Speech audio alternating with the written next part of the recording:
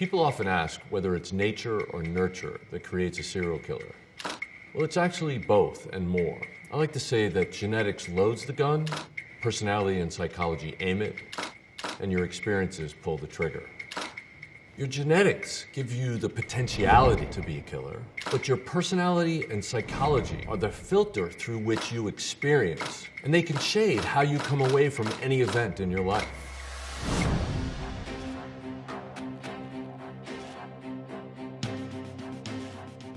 I'm Jim Clemente. I'm a retired FBI supervisory special agent and profiler in the Behavioral Analysis Unit. As a profiler, my job was to hunt down child abductors, serial rapists, and serial killers. We help out where forensics fail.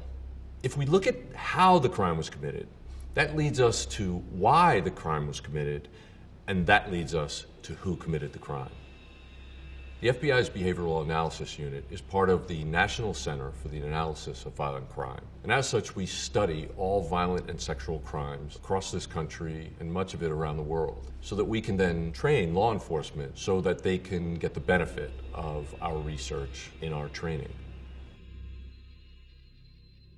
The original FBI profilers, Dick Ault, John Douglas, Roy Hazelwood, Robert Ressler, Pete Smerick, they gained this body of knowledge by actually going into prisons and interviewing convicted serial killers. They interviewed them in great detail about what they did and also how they grew up and how they felt during the entire time that they were killing people, developing this criminal expertise, and that they were getting away with these crimes. For example, from Ed Kemper, they learned that he had a very difficult relationship with his mother. So he started killing surrogates in place of her, and then he killed his mother. David Berkowitz showed how sexual frustration can be taken out on innocent people on the streets of New York. From Ted Bundy, they learned that he was a sexual sadist, that he got off on causing and witnessing the pain and suffering of others. But he did that many times by using his psychopathic charm to lure in victims, and he feigned injury so that it was the people who wanted to help him that he ended up killing. So now we have an amazing volume of institutional knowledge about these offenders, and it tells us how they killed and why they killed, and it helps us to hunt them down. Criminal profiling is basically reverse engineering a crime. We look at the victimology, the choice of the victims. We look at the crime scene. We look at the organization level, and then pre and post offense behavior. And together, all those things tell us the kind of person who committed the crime. Victimology is the study of the victim, their life, their desires, their education, their daily routine. Because an offender picks a particular victim at a particular place, at a particular time, in a particular manner, for a particular purpose. And all those choices leak out information about the offender, about their skills and abilities, about their desires, and they can lead us right back to the offender. The crime location can tell us a lot. Did the crime occur on a farm in the middle of Iowa, where the only potential witnesses are a bunch of cows and pigs? Or did it happen in New York City's Times Square, where at any given moment there may be 50 to 100,000 potential eyewitnesses? Pulling off a crime in either of those locations tells you a lot about the offender. At the crime scene, we look at the offender's behavior. How much time did they spend there? What was their interaction with the victims? And what was their criminal sophistication level? The choice of weapons that an offender uses at a crime scene reveals a tremendous amount of information about them. Did the offender use a gun and kill somebody from a distance? Or did they get up close and personal and use a knife? That's a different kind of person who typically is engaged in different kinds of profession than somebody who will not get up close and personal. Next, we look at the offender's organization level. The two types of offenders that we see are on a spectrum between organized and disorganized. The organized offender will plan it in advance, fantasize about committing the crime, and then bring all the implements necessary to commit the crime and then take them away with him after the crime. Whereas the disorganized offender is impulsive. They don't plan the crimes out in advance. They may have lowered inhibitions because of drug or alcohol use, and they basically pick up the implements along the way and may leave them behind, leaving a lot of forensic evidence for law enforcement to find. If an offender doesn't have a very high skill level in terms of getting access to victims, they'll pick victims who lead very high-risk lives, prostitutes and drug addicts, whereas a very sophisticated offender will be able to acquire victims in the privacy and security of their own homes. It takes a much different level of criminal sophistication to be able to accomplish those two different crimes. The next level of criminal behavioral analysis is looking at pre- and post-offense behavior. If they're organized offenders, they probably did pre-offense surveillance to check out the location, maybe even surveil potential victims and stalk them. Also, we find that offenders, after they commit a serious criminal offense, will have behavioral changes that people around them might see. For example, if an offender has committed an abduction and murder, they would likely leave the area, making up an excuse, an emergency to get out of town. And they wouldn't return until everything calmed down and they felt it was safe to come back. Building a profile is simply taking all of those 5 factors and looking at what information the offender leaks out by behaving in those particular ways.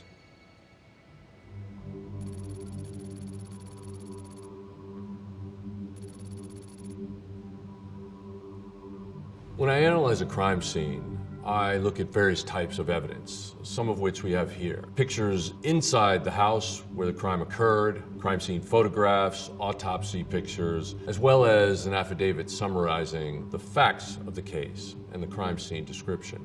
Typically, I'd like to ask a lot more questions and get much more data, but I think we have enough, at least now, to start a preliminary profile.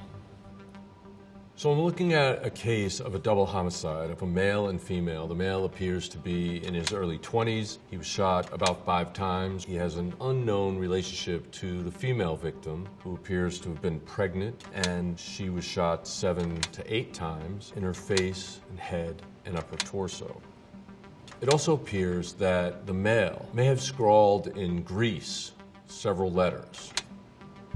He's found on the floor of the back room by the back door. She's found in a room next to it, half hanging off the bed with her head on a couch that's pushed up right next to the bed. It appears that she was first shot while she was laying on her back on the bed, and that she either rolled over to try to get away or was flipped over by someone and shot again, where she died in place. My first impressions are that the male victim was killed first, that he was a practical kill to get him out of the way, whereas the female victim was shot multiple times in the chest and at least once in the face and another time in the head. She appears to be the main target of this attack. So if we start with victimology, we know that the first victim, the male, grew up in this town and had left town for several years and came back. He's got no known criminal history yet. In this house, $11,000 in cash was found, 3.5 pounds of marijuana was found, and powdery substance that appeared to be drugs was also found. That tells me that they were engaged in a high-risk activity, drug trafficking. But the fact that the drugs and the money were left behind tells me there's a high probability that this was not a drug-related hit. I believe that if drug dealers were involved in this, they would have taken the drugs and they would have taken the cash. This tells me there's a level of immaturity in this offender. Somebody who didn't have the presence of mind to search for these things or didn't even think that they might be there. I would put the intelligence level of the offender at mid to low because they made a flimsy attempt at cleaning up after themselves. And that could also mean that their inhibitions were diminished by drugs or alcohol. Something that's particularly unusual in this crime scene is the letters that are scrawled on the floor, apparently by the male victim, with grease that was squirted onto the floor. They attempt, it appears, to spell out a name, JFF, and then under that BOPE, sort of a last dying declaration. This could indicate either a person or some kind of motive. As a criminal behavioral analyst, I want to determine whether this is an actual message that was left by the dying male or whether this is staging in order to misdirect investigators. So I'd like to know if he had grease on one or more of his hands or fingers, and whether or not he was left-handed or right-handed, and whether or not that was the hand that had the grease on it. The organization level of this crime is fairly low. Even though the offender brought the gun he used to commit the murders with him, he left forensic evidence behind. And that tells me he doesn't have a very high level of forensic or criminal sophistication.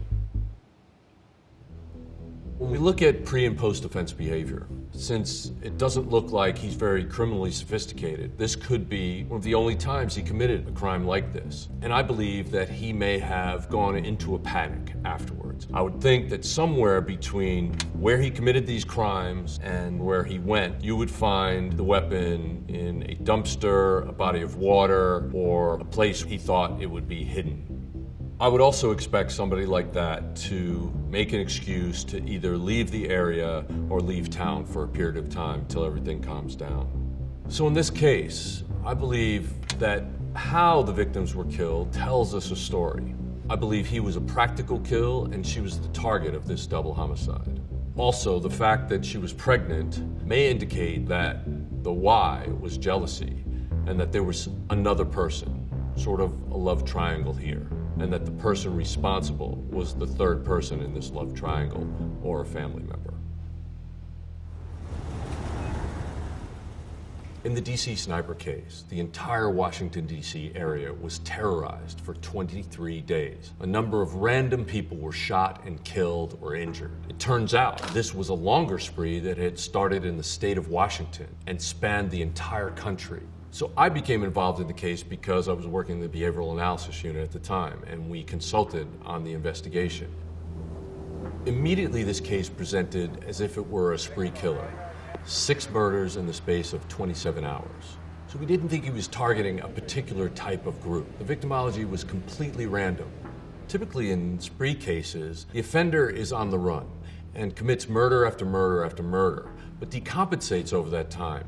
The rush of adrenaline and the excitement and the fear of getting away, all those things can cause an offender to make more mistakes as time goes on. But in this case, that wasn't happening. The shootings themselves indicated that there was pre-attack surveillance. This offender planned and executed 6 murders within the space of 27 hours and was a ghost.